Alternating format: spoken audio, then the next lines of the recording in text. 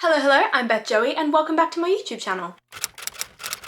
If you're new here, welcome. This is the channel where I paint my face, turn my camera on, and talk about some books. I am really big on holding myself accountable this year, and part of that is really making these videos to make sure that I stick to the books that I put on my TBRs. And for this one, I'm running through the latest update in my 26 before 26 TBR. As you'd expect, my 26 before 26 TBR is the 26 books that I need to read before I turn 26. My birthday is the 10th of November, so I'm coming up to about halfway, I think. And I've read almost exactly half of the books that I put on this TBR. So I think I'm doing pretty well. Unfortunately, this video, that's about as positive it's gonna get because the 3 books that I have read most recently, I don't actually own any of them anymore because I unhauled all 3 of them, which tells you enough about what I thought about them. So let's start with The Night Circus by Erin Morgenstern. This book is set in a circus that arrives without warning. No announcements precede it. It is simply there one day when the previous day it was not. We follow Celia and Marco, who are 2 young magicians who have trained since childhood to compete in a duel in which, unbeknownst to them, only one of them will be left standing. But despite themselves and despite their fierce competition, Celia and Marco find themselves tumbling headfirst in love with each other, and it sparks off this beautiful star-crossed lovers romance that will change the fate of the night circus, but ultimately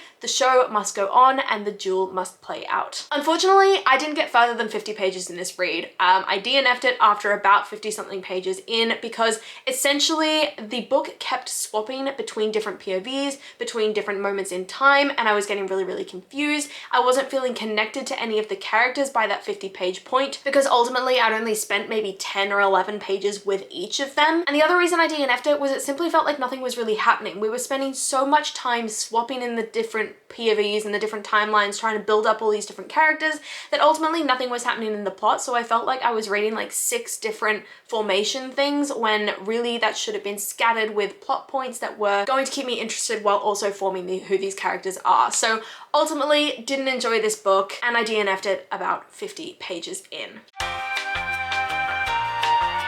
Book number 2 was The Christie Affair by Nina de Gramont, and do I have thoughts about this book. I gave it 1 star, which for me, 1 star is personally selected for books that I am really irritated by or personally offended by.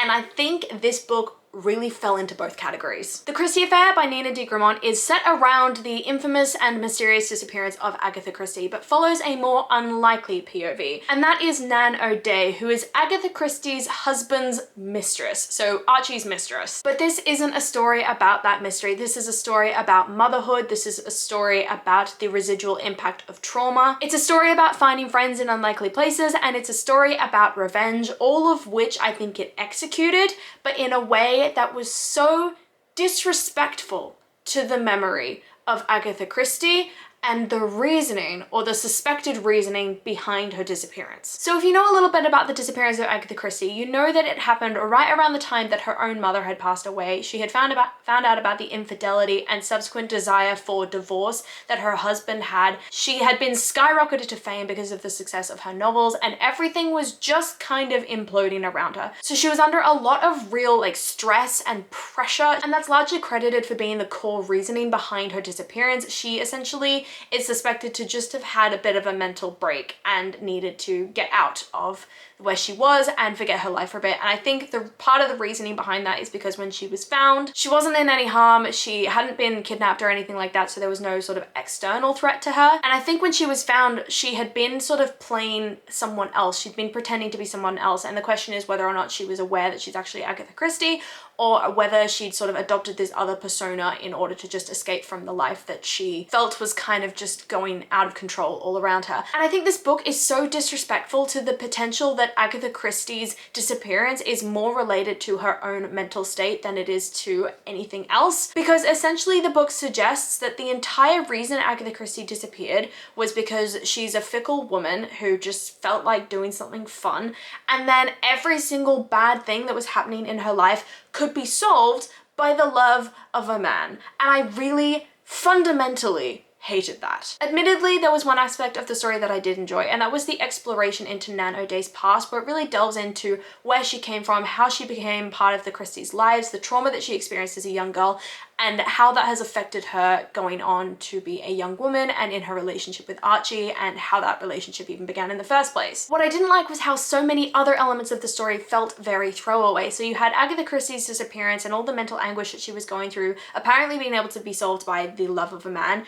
You had Nan O'Day, who apparently had joined the whole Christie family because she believed that their child was her child, but then she forgot all about that because of the love of a man. Then you had this random murder investigation kind of happening in the side that was somehow connected to Nan O'Day's past, and then you had this cop that was investigating the murder, finds out the truth of the murder, but because of the love of a woman decides that he's not going to actually prosecute, or he's not going to actually arrest anyone that he believes to have committed this murder because Agatha tells him not to. And then you have this other guy who's helping Nan O'Day with her potential plot to kidnap a child, and he's just like totally fine with it. He's like, yeah, let's kidnap that kid and let's run. Like, all of this stuff was just really crazy, but also really throwaway, and nothing ever felt really fully fleshed out or developed.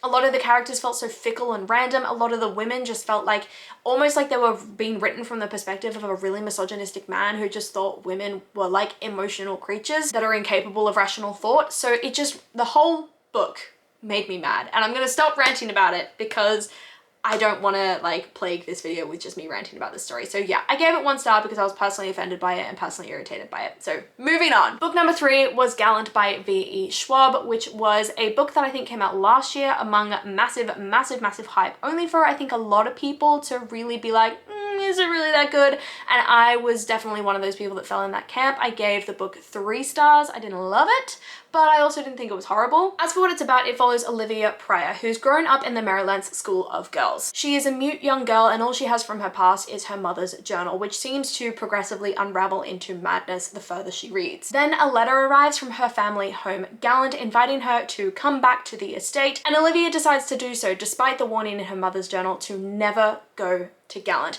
So upon arrival, Olivia meets the family there, only to realize that none of them expected her and none of them sent that letter. But unwilling to give up the only place that she feels at home, Olivia decides to settle in and make a life for herself there, following the 2 rules of never go out at night and never go over the garden wall. But ultimately, Olivia knows that Gallant is hiding secrets, and despite the constant hostility from her cousin Matthew, she decides that she is determined to uncover them.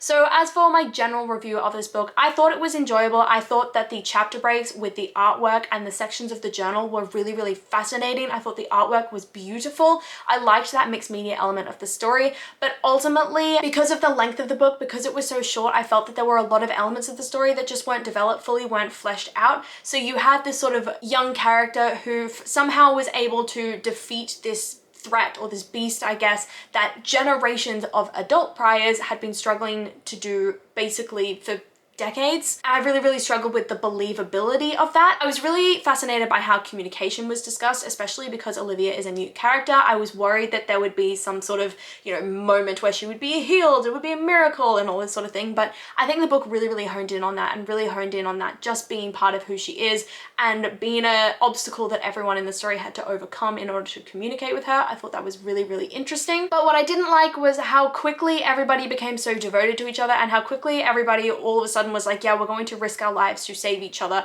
despite only knowing each other for a couple weeks beforehand. So ultimately, there were plus sides to this book, there were downsides to the book, and it came out at 3 stars. Those are the 3 most recent books that I've read that were on my 26 before 26 update list. I have plans to read quite a few more over the next couple of weeks, so hopefully I should have another update to you very soon. But as for right now, let me know in the comments down below if you have a list like this and how you're going with reading the books that you set for yourself before your next milestone, or just let me know what you're reading at the moment, loving it, hating it, all that kind of thing. Come and chat to me in the comments down below. I love talking to you guys, and I do my best to reply to every single comment. I really hope that you enjoyed this video, and if you did, please do let me know by liking, subscribing, and hitting that notification bell all down below. It's a super easy way to help my channel grow, and I will see you lovely people in my next video. Bye!